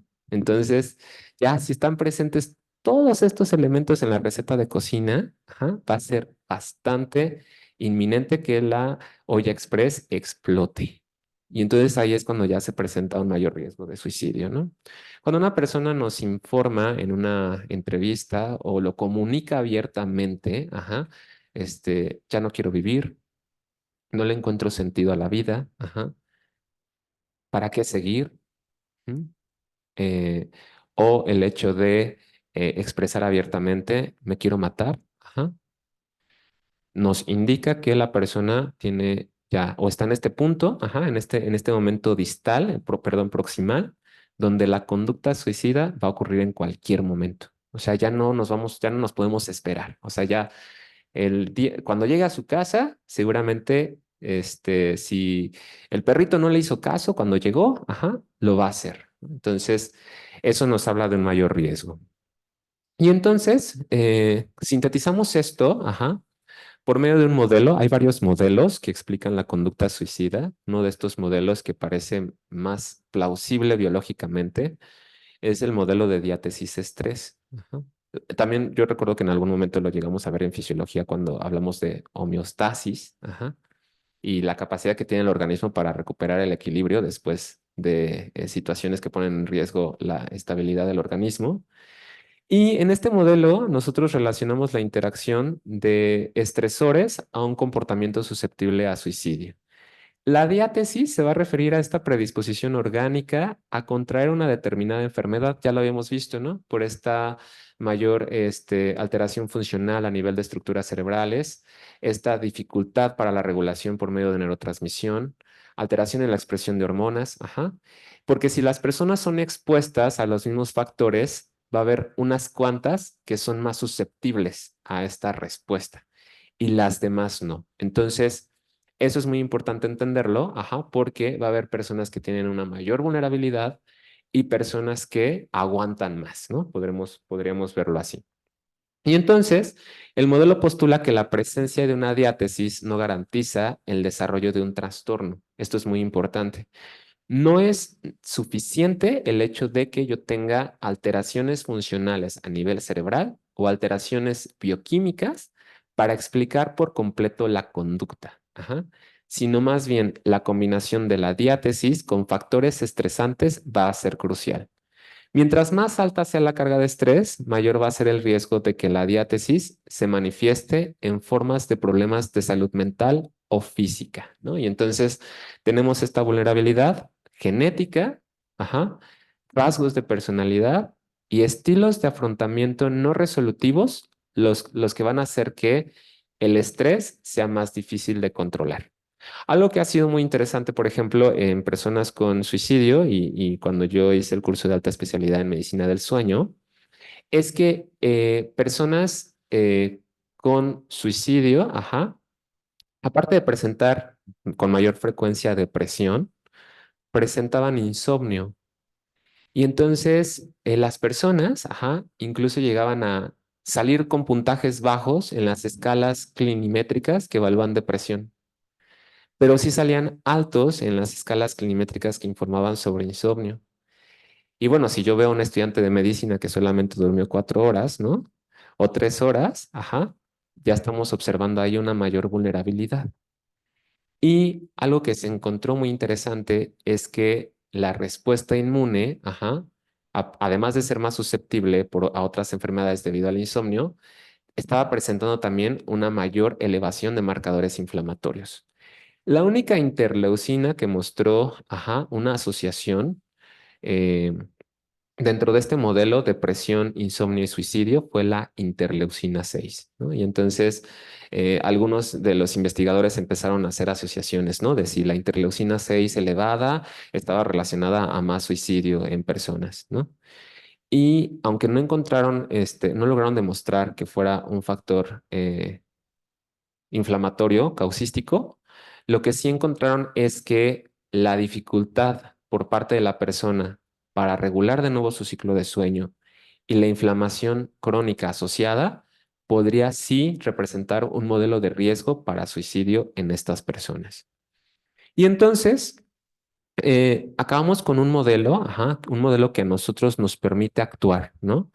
Si llega una persona conmigo y me dice, me quiero matar, ajá, me encantaría decirle, mira, fíjate que tu corteza prefrontal está funcionando mal y la amígdala ahorita la tienes bien encendida, ¿no? Entonces, a lo que nosotros nos ha funcionado para entender la conducta suicida y para que las personas la entiendan y la trabajen es este modelo, que es el modelo biosocial, en donde sí, ajá, partimos de que ya hay una mayor sensibilidad biológica, hay un ambiente invalidante, es decir, hubo en algún momento dificultades para que las personas que estaban alrededor de el individuo pudieran atenderlo emocionalmente o ciertas necesidades, ajá, y esto va a llevar a una disfunción en el sistema de regulación emocional. Entonces, estas personas, sobre todo esta generación, ajá, que cruzó la pandemia, ajá, y que le tocó regularse emocionalmente por medio del celular, ¿no? Y que tiene dificultad para tolerar la frustración, ¿no? Porque ya todo lo tiene a la mano y entonces, ¿cómo que no me vas a resolver? ¿Cómo que no me vas a pasar a de la materia, ¿no? O sea, si yo lo vi en internet. Entonces, estas personas que tienen una deficiencia para poder regular sus emociones debido a estos dos elementos van a ser más vulnerables a esta respuesta emocional. Va a haber un umbral muy bajo de reacción emocional, es decir, van a estar caminando sobre cáscaras de huevo, es decir, o sea, van a ser más susceptibles ante eventos menos significativos para otras personas que los van a estar alterando, ajá. Una tendencia mayor a experimentar emociones intensas, miedo, pánico, vergüenza, humillación o un conjunto de emociones, ajá. Y dificultades finalmente para recuperar su línea de base emocional. Entonces, algo que nosotros hemos visto, por ejemplo, en consultantes es que los individuos llegan con emociones doblemente intensas, ajá, un caos, como si ustedes lo pueden ver a nivel bioquímico, pero también a nivel cognitivo y de pensamientos. Y entonces, ajá, cuando la persona se encuentra francamente alterada a nivel emocional, ajá, va a tener una mayor susceptibilidad para cometer conductas erráticas, ajá, incluyendo la conducta suicida. Y lo que propone el acompañamiento por medio de la comunidad es que, ajá, nosotros trabajemos, ajá, con respecto a aquello que sí podemos controlar, ¿no? Entonces, nosotros no vamos a podernos meter al cerebro de la persona y decir, ah, sí, ahorita te arreglo la corteza, ¿no? Pero sí, ajá, el modificar ciertos elementos del ambiente, ¿no? Por ejemplo, el hecho de que podamos observar y mirar con empatía a la otra persona, mostrar una respuesta cálida y genuina en nuestra comunicación, ajá, y llevar a cabo un acompañamiento, ajá, que son factores ambientales al final de cuentas, permiten que la persona vaya reduciendo paulatinamente este riesgo hasta que llega a un sitio de atención especializada, ¿no? Ha habido, ¿no? Justo lo van a ver ustedes en el taller, ajá. Si les parece, o sea, yo lo que quiero es como invitarlos a que busquen y que revisen la información, pero nosotros hemos incluso apuntado, ¿no? Hemos tenido como esta ambición y este narcisismo así de decir, ya encontré el medicamento que va a ayudarle a que deje de tener pensamientos suicidas, ¿no? Y entonces hay algunos fármacos, ajá, en personas con trastornos mentales que en estudios con población a gran escala han demostrado, ajá, reducir la conducta relacionada al suicidio, ¿no? Entonces, es muy interesante cómo hemos ya logrado avanzar y tener un alcance con respecto a ciertas sustancias a nivel cerebral, ajá, y bioquímica del cerebro que hacen que la persona vaya desescalando, ajá, el riesgo de suicidio. Ajá. Entonces, bueno, pues creo que el suicidio es un tema que puede despertar diferentes reacciones emocionales, incluyendo pues emociones tanto de empatía, de preocupación o incluso de juicio, de rechazo, ¿no? Yo cada semana sí me aviento un clavado personal y digo, bueno, esta semana seguramente voy a ver uno o dos, ¿no? Con riesgo suicida. ¿Qué creo yo acerca del suicidio, ¿no? ¿Cómo va a ser mi respuesta con esta persona? ¿Qué le voy a decir? ¿Será suficiente lo que le digo o no será suficiente? Y bueno, es importante entender, ajá, que algo está sucediendo. Lo van a ver ustedes en el taller, pero desde 1999 hasta el 2020, ajá, la incidencia de suicidio ha aumentado en un 30%. Entonces, algo está ocurriendo. Algo está ocurriendo a nivel incluso evolutivo, ajá, que nos ha hecho contemplar el suicidio como una posibilidad para poder hacer que la especie sobreviva, por ejemplo. Entonces, es otro modelo. Ajá. La conducta suicida es tratable, eso es muy importante entenderlo. Ajá. O sea, justo algo que hemos hecho nosotros en el departamento de psiquiatría es formar personas, de la comunidad que puedan tener una mayor capacidad para observar, entender el comportamiento suicida y saber tener respuestas prudentes para desescalar a la persona y dirigirla a un sitio de atención. Y por último, es importante identificar señales de alarma, ¿no? En estudiantes de medicina, principalmente, algunas señales de alarma que han sido importantes, es que reprueben la materia de fisiología. No, no es cierto. En un estudio que acaba de salir. No, no es cierto. Bueno, algunas de las señales de alarma en estudiantes de medicina, empecemos por el género, el ser hombre, la pobre red de apoyo, dificultades en su estatus socioeconómico, el consumo crónico de tabaco, el consumo perjudicial de alcohol, o sea, consumo crónico es que desde la prepa secundaria estén fumando, ¿no? Pero el consumo perjudicial de alcohol es que después del DEPA, no suelo tomar, pero después del DEPA me fui a una fiesta y entonces me puse hasta atrás, ¿no? También es un factor de riesgo, El tener rasgos de personalidad asociados a introversión, o mayor impulsividad.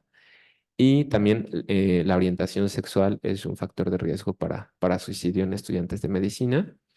Finalmente, algo que también se ha estudiado, con respecto a riesgo suicida, aunque ustedes les va a llamar la atención, pero se ha estudiado un poco cómo es que los recursos digitales pudieran ser o un factor de riesgo o un factor protector para conducta suicida.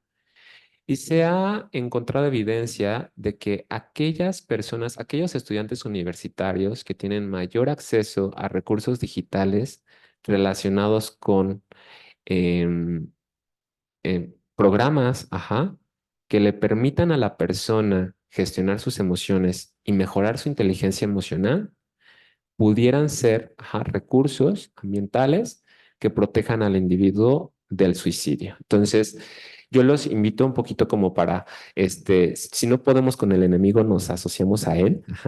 Y a lo que yo les digo, por ejemplo, a mis estudiantes es que no todo lo que viene en Internet es cierto, pero el hecho de que haya una comunidad en algún lugar, es decir, soy amiguito de Luisito Comunica en TikTok, ¿no? Y yo sé que cada vez que me siento mal, ya me sentí mal una vez y él me respondió, ¿no? En un TikTok. Y eso me hizo sentir mejor. Entonces, eso finalmente puede ser un recurso digital que aleje a la persona, o disminuya en la persona el riesgo suicida. Entonces, bueno, pues no sé si tengas algún comentario, Luisa. Bueno, en realidad creo que lo que podría agregar de esto, más que nada, es un poco hacer esta síntesis de todos los factores que menciona el doctor. Es decir, comprender el comportamiento suicida justamente como una conducta que tiene relación con un montón de factores, ¿no? Ya vimos que son genéticos, biológicos, neurotransmisores están ahí influyendo, claramente del ambiente, como también lo estábamos revisando. Entonces, definitivamente es una conducta bien compleja que justamente genera de pronto esta dificultad, esta actitud de rechazo que es natural. Entonces, retomando un poco eso y sintetizando, podemos entender que son un montón de factores y que donde podemos incidir justamente es en esta parte ambiental, en estos espacios de aprendizaje como docentes, como doctores, para poder construir este espacio de mayor comprensión, que es lo que buscamos con este seminario. No buscamos tal cual justo salir siendo unos expertos en conducta suicida, pero sí teniendo un panorama mucho más claro y mucho más comprensivo de dónde viene esto, qué modelos existen, poder empaparme un poquito de todo ello y a partir de la comprensión generar esta cultura que ayude justamente a identificar estos casos que sí requieren otro tipo de tratamiento. Y de aquí viene todo lo de la lectura, es decir, ¿por qué empezamos con esto de entender a la generación? Justamente porque a partir de eso también podemos ver un poco qué es lo esperado, qué no, y que eso sea una ventana de identificación, sabiendo que esta generación sí tiene sus peculiaridades, sus fortalezas, sus debilidades, pero a partir de también poder identificar que la estigmatización puede generar en ellos mayor distancia. Y si ya vienen de un contexto violento, con estos factores de vulnerabilidad, etcétera, si esta etiqueta de, pues es generación de cristal, de pronto puede un poco obstaculizar mi visión sobre estos alumnos, entonces estoy perdiendo también ahí la oportunidad de identificar quién sí necesita otro tipo de ayuda, ¿no? Y otra vez, no interviniendo necesariamente, pero sí pudiendo tal vez canalizar, simplemente acercarme otra vez desde este espacio de curiosidad para entender qué le está pasando a este alumno y entonces poder ayudar a referirlo a otro grado de atención. Entonces, creo que de ahí podemos partir un poquito otra vez para las reflexiones finales y también pues mencionar esta parte de que podemos hacer estas acciones a partir de esta información tan valiosa que nos compartió el doctor y recordando que mucho tiene que ver justamente con estos cambios de cultura, etcétera, que han estado influyendo. ¿Sale? Entonces, partiendo de esto, me gustaría ir cerrando con preguntarles a partir de esta información, ¿qué nuevas reflexiones, qué nuevos pensamientos, inquietudes tal vez se llevan a partir de esto para ahora decir, tal vez un poco mi opinión cambió, tal vez se quedó igual o se enriqueció? Nos gustaría escuchar a partir de esto qué nuevas opiniones o comentarios les gustaría añadir. Sí, gracias. Adelante. Mire, más que, obviamente que ahí se amplía el panorama de ver cómo es, de qué es lo que está pasando con el suicidio. Yo les quería comentar, los que hemos tratado pacientes, por ejemplo, más que en medicina interna en terapia intensiva, hay un grupo muy pequeño de pacientes que dicen, oiga, me voy a morir, doctor, y se mueren. Entonces, ¿qué es lo que pasa cuando bioquímicamente están bien, cuando hemodinámicamente están bien y esto se da? Entonces, hay un grupo de pacientes como que perciben o tienen la sensación, muy pequeño afortunadamente, de que se van a morir. Alguna vez en un hospital privado me llamaron porque decía, es que la paciente dice que se va a morir y no tenía más que 2 o 3 cirugías de laparotomía exploradora que no le encontraron nada, pero entonces se muere. Entonces, hay que tener en cuenta que esta expresión de los pacientes que se van a morir, hay como que es un elemento más de verlo agudamente, de verlo urgentemente a este grupo de pacientes y buscar alguna causa orgánica, alguna causa psicológica, algún desajuste que puedan tener. Y lo último es, hay un libro que es de Erich Fromm que se llama El corazón del hombre, yo creo que lo conocen ustedes bien. Ahí se habla de la biofilia y la necrofilia.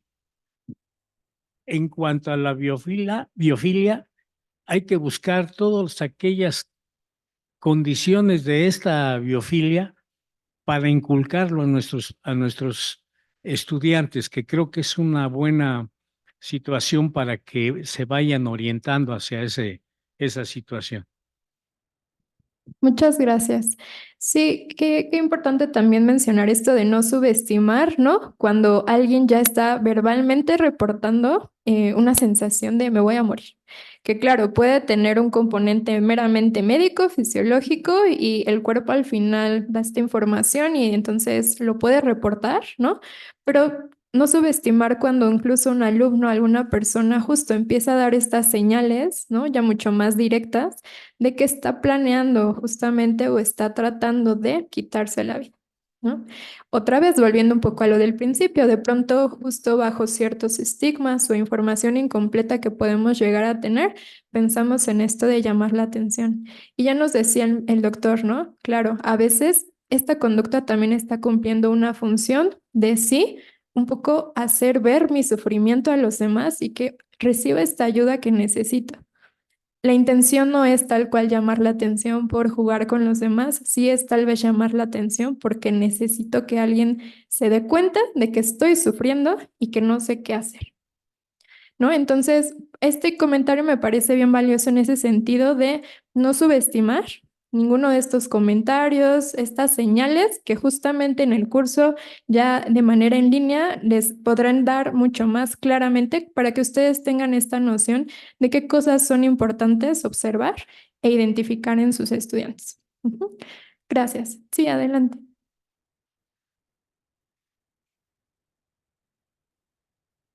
Mm.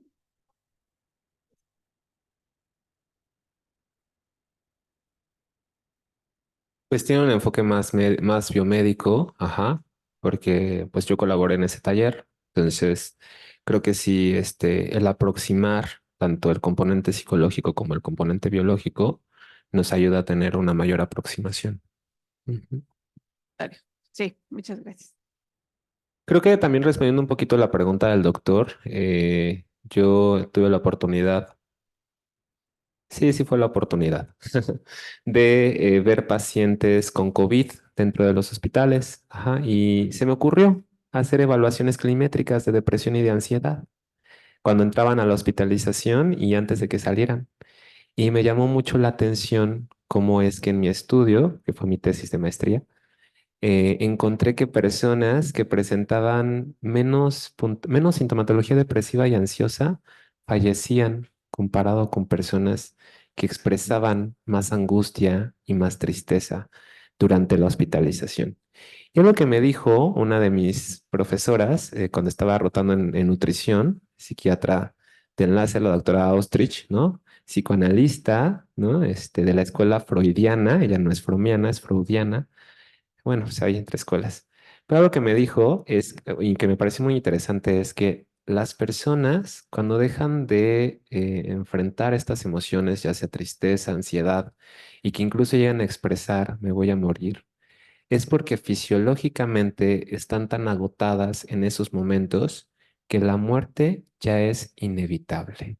Y entonces me pareció muy revelador el hecho de entender que incluso el papel del médico, ajá, involucraba en esos momentos una mayor aceptación del proceso de dejar ir a la persona y acompañarla en su sufrimiento.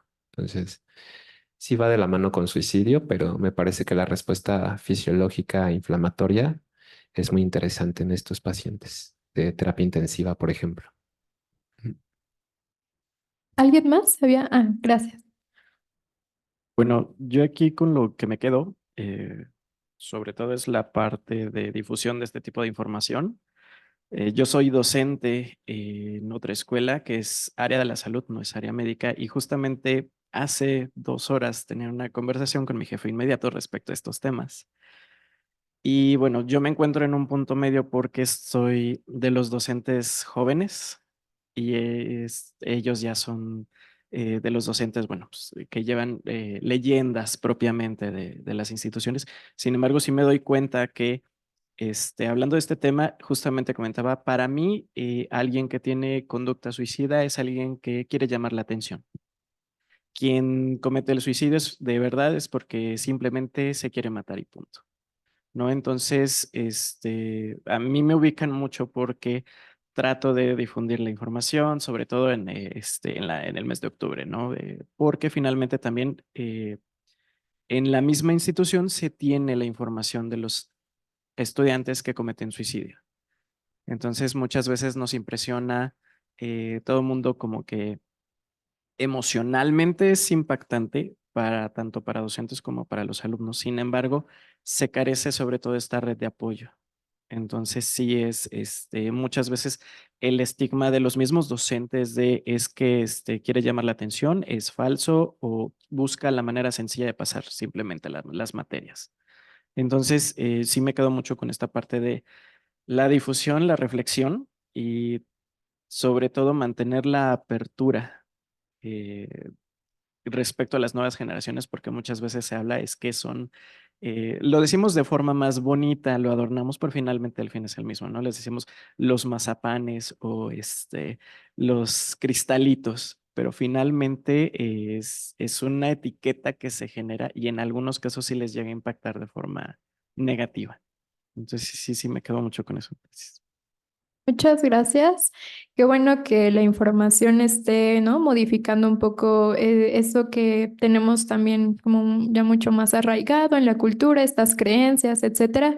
Y más aún si vamos a hacer estas figuras de difusión, ¿no? Tener esta claridad en la información, justo de lo que vamos a estar compartiendo para que esta información realmente llegue a más personas y pueda ser, pues, de más ayuda y de más alcance. Entonces, muchas gracias también por este punto de vista. Em, Antes de igual llegar a las conclusiones, ¿alguien más que quiera compartir algún otro punto? Sí, gracias. Ah, creo que primero alzó la mano. Ah, bueno. Bueno, igual comentando como con el doctor, he notado como esa eh, desfase generacional, ¿no? En que justamente incluso algunos compañeros, cuando no les dicen doctor y les llaman por su nombre, como que pues les pega esa parte, ¿no? Entonces creo que una parte que nosotros podemos cambiar justo es ser un poco más amables con los alumnos, ¿no? Que justamente ahorita que hemos tenido, por ejemplo, estos paros, no creo que estos alumnos buscan eso, que nosotros seamos como sus cierto tipo de amigos, pero con cierta parte de respeto, porque nos siguen viendo como autoridad. Y algo que justamente me ha ayudado con respecto a mis alumnos es esa parte de que se sienten un poco como con la confianza de venir y contarte sus cosas y buscar cómo les puedes ayudar. A lo mejor no les puedes resolver el tema, pero muchas veces con escucharlos ya hiciste el cambio. Y me ha tocado mucho, ¿no? Con varios alumnos he tenido muchas experiencias con que han tenido intentos, me han buscado, ¿no? Tengo el antecedente de una alumna, bueno, exalumna, ya no era mi alumna, que se tomó una caja y media de carbamazepina, ¿no? Entonces entra la llamada y, no sé, por azares del destino contesto y me dice, Diego, acaba de suceder esto, ¿qué hago? Que no sé qué, no sabía yo ni qué hacer.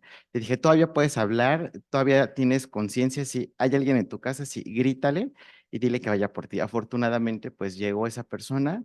Llegó al hospital y la alumna actualmente está bien. Entonces, vemos que, pues sí, pensamos que a lo mejor no es un tema que nos vaya a tocar, pero en cualquier momento nos puede tocar. Entonces, yo invitaría a esa parte, ¿no? De que seamos un poco más amables con los alumnos. Muchas gracias. Muchas gracias de verdad por este comentario, porque creo que nos pone sobre la mesa un claro ejemplo de qué es esto de la pedagogía de la amabilidad, que puede ir desde la simple escucha, ¿no? Desde esta simple escucha que va a permitir que los alumnos confíen en nosotros y entonces podamos ofrecerles justamente lo que están necesitando y atenderlo pertinentemente al grado de poder salvarlo en una crisis, de que se quite la vida. ¿No? Así de importante. Otras acciones concretas que también se pueden hacer desde el aula, pensando en en este nuevo paradigma educativo, también son esta parte de reforzar. Ya nos clarificaba un poco el término el doctor. Reforzar estos esfuerzos de los estudiantes por mejorar en sus calificaciones, por estudiar más constantemente, de mejores formas, etcétera, que esos pequeños avances también se refuercen con reconocimientos verbales, palabras como muy bien, me di cuenta de que esta vez mejoraste en esta calificación, ¿no? Que antes costaba trabajo, ¿no? Te felicito por haberte arriesgado a exponer cuando sé que pues no te encanta probablemente. Ese tipo de comentarios que ayudan a que los alumnos también vayan tomando mayor confianza en el aula y que no necesariamente tienen que ver con reforzar solamente estas calificaciones perfectas, estos desempeños excelentes, que claro que se buscan, ¿sí? Pero que también podemos empezar a fomentarlos desde este lugar de amabilidad, ¿no? Recordemos que como adultos, como docentes, como académicos en general, somos modelos para ellos. Aun si somos jóvenes, ¿no? Aun si tengamos la edad que tengamos y seamos de otra generación y tengamos otras creencias o estructuras, somos sus modelos. Ellos aspiran a ser esos médicos que ustedes ya son, ¿no? Si nosotros modelamos también esa forma de escucha, esa forma de atención, esa forma de convivencia más que de competencia entre los mismos compañeros, ellos también lo observan y lo notan y lo hacen, lo imitan. Es otra cosa que sabemos hacer. Por eso es que es tan importante que estos espacios se vuelvan este lugar de autorreflexión de cómo tengo yo conceptualizado, ¿no? El suicidio, cómo tengo conceptualizada esta generación. Y no estamos diciendo que hay que forzarnos a cambiarlo todo, pero sí cuestionar dónde sí puedo empezar a tomar estas acciones pequeñitas en apariencia, en el día a día, que también vemos que no implican una mega formación, ¿no? Para que empiecen a generar un cambio, ¿no? Entonces, pensemos en esas cosas chiquitas que podemos hacer momento a momento en clase con los alumnos que permitan justamente reducir el estigma tanto de la generación como del suicidio y que permitan hablarlo y abordarlo desde un lugar más seguro. Entonces, bueno, quería también comentar un poquito de eso y creo que nos da tiempo para un comentario más. ¿O ya? Ah, sí, alguien más, perdón, quería. Y Gracias. apoyando lo que estás platicando acerca de, nosotros decimos generación cristal, y ellos qué nos dirán a nosotros, generación de piedra, generación invalidante, generación cuadrada. Entonces los comentarios que están haciendo los compañeros acerca de la autocrítica como personas para poder nosotros también transformar nuestra mente, espíritu y toda nuestra conducta para, como dicen, poner un granito en esta playa que está donde todos nos estamos moviendo y pues esa práctica que hiciste al principio de mindfulness y otras alternativas que hay. Se ha visto que, por ejemplo, aumenta la corteza prefrontal, personas que meditan en esas líneas, pues es buscar alternativas chiquitas iniciando la clase, 5 minutos, lo que acabas de hacer de ejercicio, que aprendamos todos primero a nosotros mismos para poder entender qué significa eso de regularnos emocionalmente como profesores y como adultos, y después poderlo entonces enseñar como modelo a nuestros alumnos, que eso se puede hacer, ¿no? Pero lo tenemos que vivenciar nosotros primero para poder transmitirlo. Si no, no vamos a seguir en ese espejo de cristal y yo soy la generación, quién sabe qué, y tenemos que buscar un punto medio para poder ser realmente un apoyo, una red de apoyo.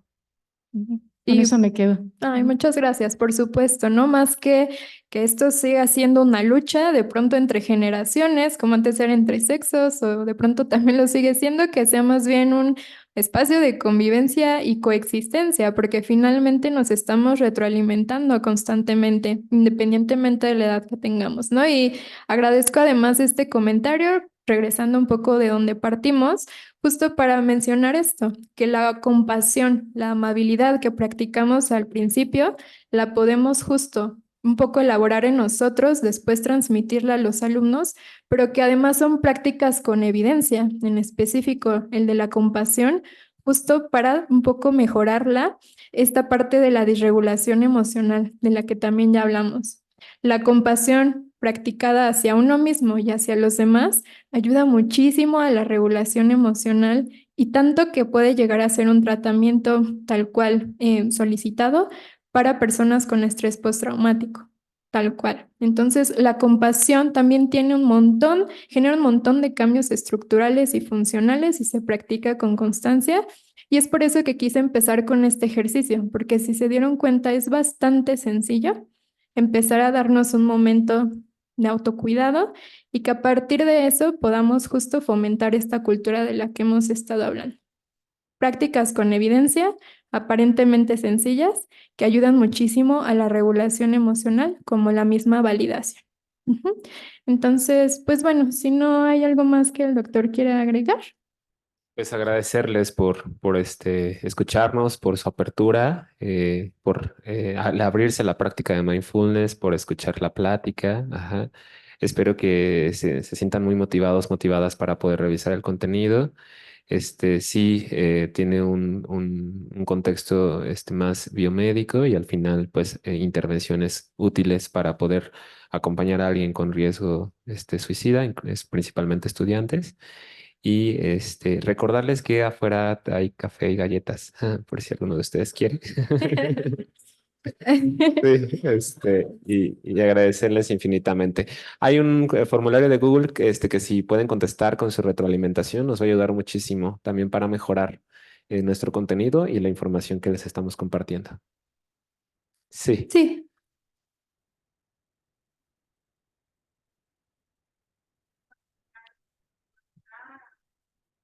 Sí, justamente este viernes, si no tengo mal entendido, el viernes les van a estar llegando sus accesos para el Moodle para que ahí puedan acceder a los temas. Esta fue la primera parte que es presencial, todo este módulo, y a partir de el 22 de enero hasta el 9 de febrero van a tener abierta la plataforma para poder ir revisando estos contenidos. Como ya les platicamos, son también herramientas y modelos de prevención y de atención a la conducta suicida súper importantes, sintetizados y bastante claros, que les van a ayudar a aumentar todavía más esta información y bueno, ya partiendo con las bases que revisamos el día de hoy. Sí, entonces queden en espera de esa información y ojalá que esta plática y toda la información de la plataforma les sea de ayuda. También agradecerles de mi parte, ¿no? Su atención, su participación y su tiempo. Que tengan un muy buen día.